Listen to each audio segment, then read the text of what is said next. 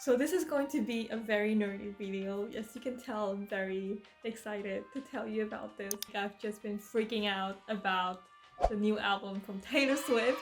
She just surprise dropped that she was releasing an album 16 hours before. So I didn't even have the time to do all of the things, you know, to like emotionally prepare. So basically I wasted 2 days. The first day of it being super excited that there's an album coming, and then another day where I just did nothing but listening to her album. And I wanted to talk about every single song, but I thought that that's probably way too long. For now, I'm just going to talk about some of my favorite songs and songs that I thought was incredibly clever. She has written songs before that are meant to be played in a stadium. She also made songs that are meant to be played with a guitar in a small tiny room.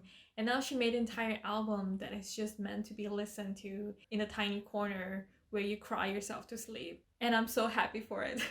Also, just a side comment, I feel like Twitter has completely changed my consumption of news, especially breaking news like Taylor Swift releasing an album. I found out that she was releasing an album based on someone else tweeting about it, and then I saw her post about her retweeting someone who's talking about her original post. Like, just to reenact like what I was like when I saw those posts. I was like, what?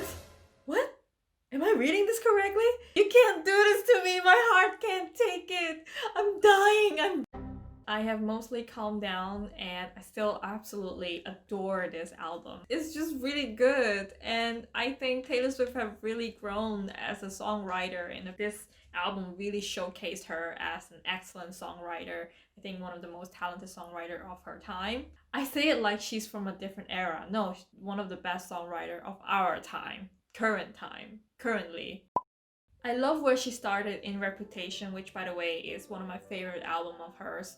She kind of stopped doing that and just let the song speak for themselves, and I think that's just was an excellent choice, and it made the song so much more stronger. Instead of looking at everything around the song, then now you're listening to the song instead. I will try to find links and put them in the description on where you can find this album, but basically I'm not gonna share any music here because I don't know how to do it. I don't know how to download music anymore, and also I don't want to anger any of the copyright gods, so please don't ban this video. I love you guys. I love you, Taylor.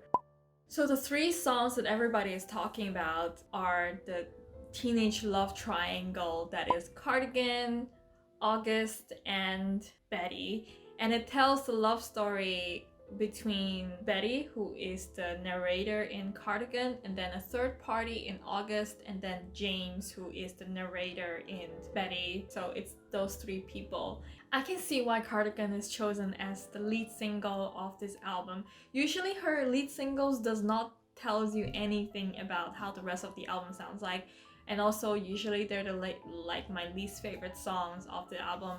I'm talking about Mine, Never Ever Getting Back Together, Shake It Off, and Look What You Made Me Do, and even Me. I'm sorry, like just not really great their lead singles are usually more radio friendly than, you know, actual good songs. Cardigan, I think, is an excellent lead single because it tells the story of the rest of the album, what you can expect already, and it's just a little bit more romantic, and it reminded me of the early Taylor Swift, who is, you know, wide-eyed romantic, but the lyrics has the maturity of a 30-year-old Taylor Swift, and it just feels like, you know, in these difficult times that it's just like a warm hug, like a cardigan.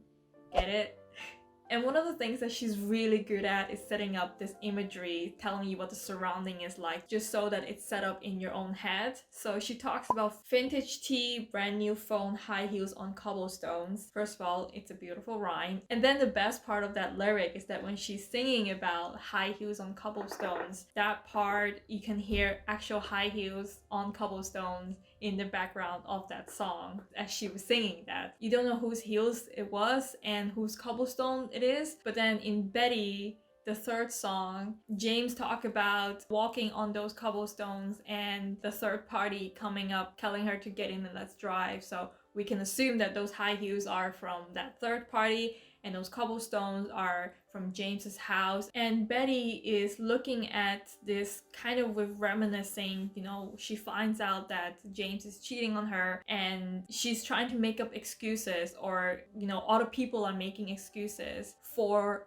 James. Betty sets the stage and tries to explain why James cheated on her by saying, when they are young, they assume you know nothing. And James, in his song, he talks about, I'm just 17, I don't know anything. So he's actually pleading ignorance. But even when she's hurt, she still loves him, and she gives, like, you know, one of these reasons is that, and when I felt like I was an old cardigan under someone's bed, you put me on and say I was your favorite. This is one of the reasons why she kept going back to him, because even though he cheated, she still wants to forgive him because she still loves him. Also near, you know, later on, she gets angry and she says that it's not a valid excuse to say they assume you know nothing. Ignorance is not an excuse. Because then she's saying, because I knew everything when I was young. And then the second song of this trilogy, which is August, just love the vibe of late summer love. When you were a teenager, the best things tend to happen in the summer because that's when everybody's free, you know, that's why people fall in love, they start a relationship in their summer vacation. It's just a really nice way of describing that. And August is from a different time, and it seems like this third person who is never named in this story, she is reminiscing about that August where she had this crush on James, and she's, you know, trying to get his attention. You know, she would cancel her plans just in case that he will call. The old Taylor Swift would have been angry and has a more black or white type of approach toward cheating.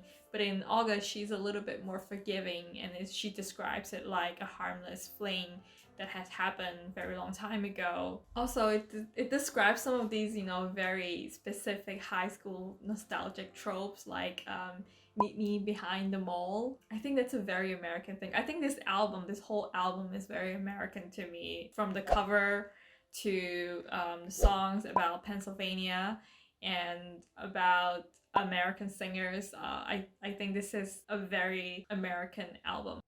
And then the last song, which is Betty, is sung with so much more attitude compared to the other songs, and the words are much more crude. You know, she dropped quite a few F-bombs in this album, and a lot of them were from Betty. And Betty is from the perspective of James, who is the one who cheated on Betty with another girl. And basically this song is him trying to make it up to Betty after that summer fling. And my favorite part of this song is when she's saying, you heard it from Inez, you can't believe a word she said most times, but this time this is true. So James is admitting to the mistakes that he made and trying to apologize to Betty, make it up to her. And the song structure is kind of similar to a love story where Romeo and Juliet, they met each other, and then in the bridge they fall in love, and then Romeo asked Juliet to marry her. It's kind of the same here, where James showed up to Betty's house and he's saying, will you have me? And then the last song that I want to mention that is not part of the trilogy, but I think that song is just so brilliant, is Hoax. It's set up like an epic love story, but at the same time, this song is also an accumulation of all the songs, things from different songs in this album itself. I don't know how she does it, and she did mention that because this album needs to be a lot more audio focused, because she's not gonna be, you know, making a lot of extravagant music videos. So she had to put a lot of the Easter eggs in the songs themselves. And I think Hoax has the most callbacks to her other songs. Billie Eilish did that as well with the last song on her album. I think Where Do We Go When We Fall Asleep. Taylor Swift also took some inspiration from that and made this song, and I think this is the most genius song on that album. Just to give you a couple of examples of why Hoax is just such a genius song. She sings about My Only One, which is referring to The One, the first song in this album. My Sleepless Nights refer to Epiphany, another song in her album where she talks about her grandfather who fought in the war in 1942. It's called back to that as well. And then she says, I am ash from your fire, which is a callback to My Tears Ricochet, where she talks about, you know, of being burned. And another part she's saying is, you know, the hero died, so what's the movie for? Basically, you know, skipping the ending, you know, you don't need the movie. This is something that she sang in Exile together with the singer from Bon Iver. And then another part in the song, she says, you know, it still hurts underneath my scars, which is something that in Cardinal they mention, you know, you drew stars around my scars. So there's just so many of these Easter eggs in this song alone. I think it's just an absolutely brilliant song.